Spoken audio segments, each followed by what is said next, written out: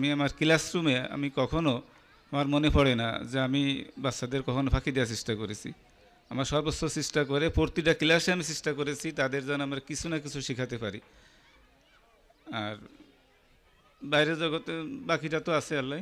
আর বাইরে যখন বাচ্চাদের সাথে দেখা হয়েছে আমি তাদের সাথে ব্যক্তিগতভাবে স্কুলে তো অবশ্যই তাদের খোঁজখবর নিয়েছি, পরিবারে তার ব্যক্তিগত লেখাপড়ার অভিভাবকদের সাথে আমি অত্যন্ত সুসম্পর্ক রাখার চেষ্টা করেছি। যেখানে গ্রামে তো সবার সাথে কোনো না কোনোভাবে দেখা হয়ে যায়, তাদের বাচ্চাদের লেখাপড়া তাদেরই, তারপর গ্রামের যে সাধারণ মানুষ সবাই জানে আমি তাদের ব্যক্তিগতভাবে তাদের খোঁজখবর রাখেছি, তাদের প্রয়োজনে আর্থিক সাহায্য সহযোগিতা করেছি, তাদের ভালো পরামর্শ দিছি। যাই হোক আল্লাহ জানেন সব। আর অনেকক্ষণ তো হয়ে গেল, অনেক পরিশ্রান্ত সবাই। আমার শুধু আবেদন, আমার একটা স্বপ্ন আছে, আমি ওই টিভি সাংবাদিকদের বলেছি আর এখানে যারা তরুণ যারা আছো, বিশেষ করে যারা এই অনুষ্ঠানের আয়োজন করেছো,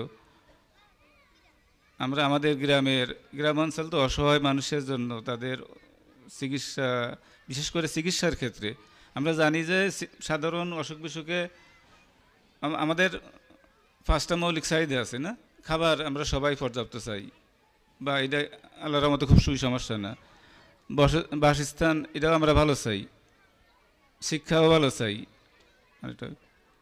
কিন্তু একটা জিনিস, ওই চিকিৎসা বালা মুসিবত অসুখ বিসুখ আমরা কেউ চাই না, কিরা তো আমাদের মৌলিক অধিকারের সাথে জড়াই গেছে। গ্রামের আমরা জানি যে আমাদের প্রত্যন্ত এলাকা, এখানে মানুষের আর্থিক সলভেন্সি কম। কয়েকদিন আগে, অত 2-3 মাস আগে আমার এক ভাই সম্পর্কের 40-45 বছর বয়স, হঠাৎ করে শুনি মৌলানাম যে তার সিভিয়ার হার্ট অ্যাটাক। প্রাথমিকভাবে পরিবার একটু গরিব, তারা প্রাথমিকভাবে চিকিৎসা করেছে। পরবর্তীকালে যখন বাড়ি আসলো ডাক্তার বলল খুব দ্রুত অপারেশন করতে হবে, অত 3 লাখ বা তার থেকে বেশি টাকা লাগবে। আসলে এই টাকাটা কে দেবে? ওই আমি দেবো না, তুমি দেবো, আমি হয়তো 5,000 দিলাম, আরেকজন 1,000 দিল, কিন্তু তার চাহিদা মেটে না। এই জন্য আমিও এটা এখন না, আমি আগের থেকে এটা চিন্তা করেছি যে আমি আমার গ্রামের অসহায় মানুষের জন্য আমরা কিছু করতে পারি। এটা আসলে সম্ভব, আমরা যদি সেরকম সুন্দর একটা হ্যান্ডসাম ফান্ড করতে পারি, তহবিল করতে পারি, আমরা একটা ওই কী বলে সংঘ বা যে ক্লাব করতে পারি দরিদ্রদের অসহায় মানুষের পক্ষে, এবং এই ফান্ডটা যদি আমরা একটা হ্যান্ডসাম ফান্ড তৈরি করতে পারি, আমার মতে সেটা আমি হিসেব করেছি, যদি আমরা 5 কোটি টাকার একটা ফান্ড তৈরি করতে পারি। গ্রাম অঞ্চলে এই কথাটা শুনে মনে হচ্ছে একটু অস্বাভাবিক, কিন্তু আসলে ওই যে একটা প্রবাদ আছে না, 10-এর লাঠি 1-এর বোঝা, এটা আমরা শুধু বই খাতায় পড়ি, কিন্তু 10 জনে যে কাজ করে, একজনের জন্য কঠিন হইলে 10 জনে গেলে সেই কাজটা করতেই পারে। আমাদের গ্রামে মনে করো আমি সব করেছি প্রায় 7,000 লোক আছে আর কি, 7,000 ছোটো বড়ো সবাই, সেখান থেকে আমি 1,000 বাদ দিলাম, 6,000 থাকলো। আমরা যদি এখন তো ন্যূনতম 5টা টাকার কোনো মূল্য নেই সমাজে কারোর কাছে, সবার কাছ থেকে যদি আমরা প্রতিদিন 5টা টাকা করে সংগ্রহ করতে পারি, তাহলে একদিনে আমাদের 30,000 টাকা হচ্ছে। আমি দিচ্ছি মাত্র 5 টাকা, কিন্তু আমার টাকা হয়ে যাচ্ছে 30,000 টাকা একদিনে। তো এরকম এক মাসে আমার 9 লাখ, এক বছরে 9 বরং 108, 1 কোটি 8 লাখ টাকা বা 1 কোটি টাকা। যদি আমি এইটা মুখে বললাম, 5 বছর চালাতে ফেলি 5 কোটি টাকা হয়ে গেল। আমি মুখে বলেছি ভাই 5টা টাকা দেওয়া কারোরই জন্য কোনো সমস্যা না, কিন্তু বিষয়টা হলো এটা সমন্বয় করা, এটা একটা দীর্ঘমেয়াদী পরিকল্পনা। কিন্তু আমার বিশ্বাস এই যারা এখানে আছে সবাই যদি সহযোগিতা করো, ইনশাল্লাহ এটা সম্ভব। 10-এর লাঠি 1-এর বোঝা, তিল তিল করে তো তাল হয়। কোনো ভালো কাজ কখন আটকে থাকে না। তুমি দেখো আমরা দেখেছি গ্রামে ওই রাস্তার মধ্যে একটা মসজিদ, ভাঙ্গাচুরা একটা মসজিদ, 5 বছর পর সেটা ফাঁকা দালান হয়ে গেছে, টাইলস হয়ে গেছে। তারপরে আমাদের যারা গ্রামের ভালো যারা আছে, বাইরে আছে, দেশ বিদেশে ভালো চাকরি করে, তাদের কাছ থেকে আমরা ডোনেশন নিতে পারি, বাৎসরিক একটা ডোনেশন নিতে পারি যে তোমরা ভালো কাজে হবে, তোমরা এখানে কিছু সাহায্য করো। 10,000 টাকা দিয়ে তার জন্য সম্ভব, কিন্তু অত 2 লাখ টাকা সে দেবে না কখনো।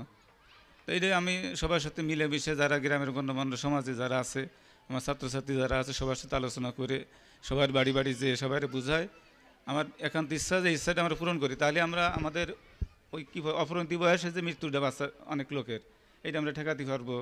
অনেকের ক্রনিক ডিজিজ আছে, অসহায়, মাসে 2-3 হাজার টাকা লাগবে, সেই টাকার জন্য মানুষের দ্বারে দ্বারে যেতে হয়, গরিব ফ্যামিলি, তাদেরও সাহায্য করতে পারবো।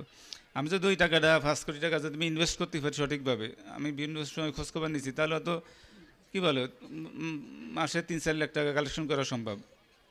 ব্যাংকেই যদি রাখি, ইসলামী ব্যাংকটার কাছে 70,000 করে যদি লাখ দেয়, তো 3-4 লাখ টাকা করলেই এক বছরে 36 লাখ বা 40 লাখ টাকা। ওই টাকাটা আমরা প্রয়োজনে, বড় অসুখ বিসুখ তো সবসময় হয় না, হয়তো বছরে 4-5 জনের হতে পারে, তাহলে আমরা ওইটা দিয়ে একটা ফান্ড করে ওই টাকাটা রাখলাম, মূল টাকাটা ঠিক থাকলো, এই টাকা দিয়ে আমরা সেবা করলাম। তখন আমাদের গরিবগুলো তো সাহায্য করতেই পারো, ইভেন যে বড় লোক আছে তারও যে 20 লাখ টাকা কখনো লাগবে না এমন তো হয় না, তার জন্য তো এটা সম্ভব না হতেই পারে।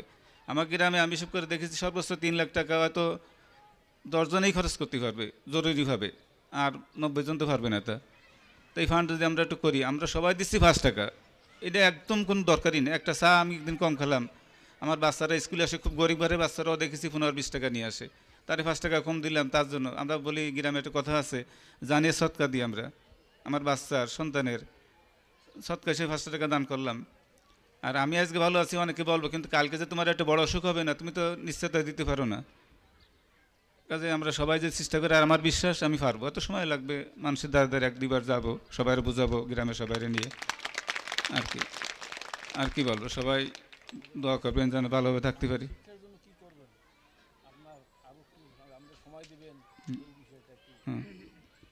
শিক্ষা তো স্কুলে ওই ম্যাডামরাও বলেছে স্কুলে আসবো বিভিন্ন সময় প্রয়োজনে, যদি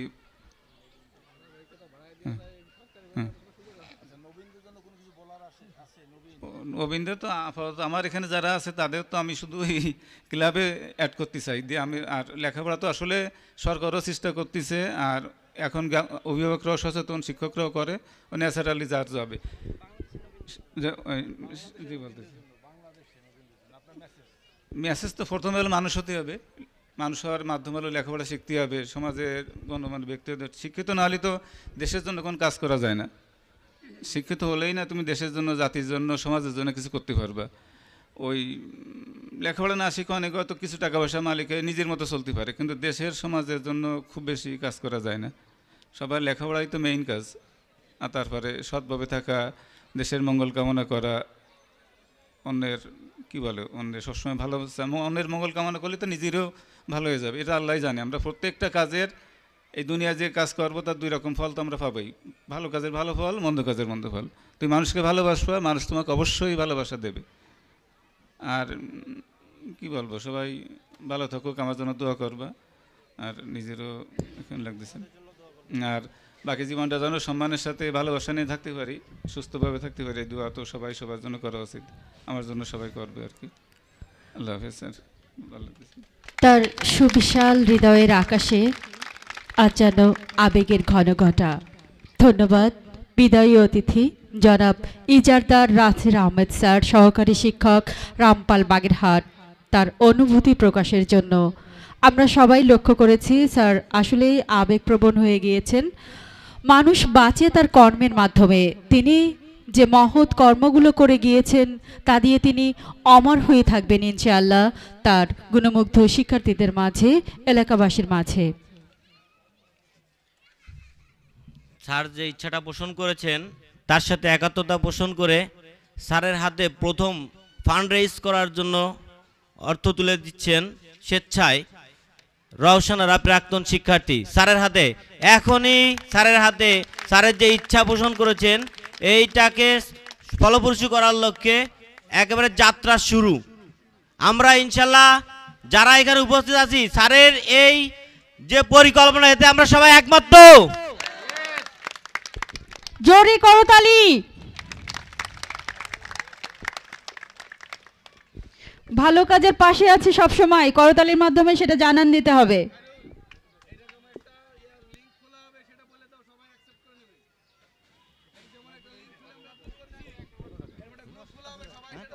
সম্মানিত উপস্থিতি, এই মাত্র নাসির স্যারের উদ্যোগ, তার এক ছাত্রী সসম্মানে 5,000 টাকা কিন্তু দিয়েছেন।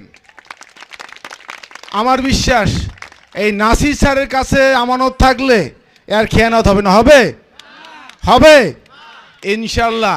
উনি আজীবন সভাপতি, মৃত্যুর আগের দিন পর্যন্ত এই সমিতির, নাকি? আমরা আশা করি নাসির স্যার এগিয়ে যাবে। স্বাস্থ্য এবং শিক্ষা, আমার দাবি স্বাস্থ্য এবং শিক্ষা, এই দুটো কাজ। স্যার তো শিক্ষার স্বাস্থ্যের কথাই বলেছেন, আপনার মিলে স্বাস্থ্য এবং শিক্ষা উন্নয়নে এই ফান্ড রেজ করবেন, সংস্থা করবেন, যাই করবেন, এই দুটোকে সমন্বয় করে। ধন্যবাদ জানাচ্ছি আপনাদেরকে, থ্যাংক ইউ। ধন্যবাদ স্যারকে। স্যারের যে পরিকল্পনা, এই পরিকল্পনার সাথে একাত্মতা ঘোষণা করে প্রাক্তন শিক্ষার্থী হেনা পারভিন, হেনা ইসলাম স্যারের হাতে কিছু অর্থ এখনই তুলে দিচ্ছে। জোর করতালি।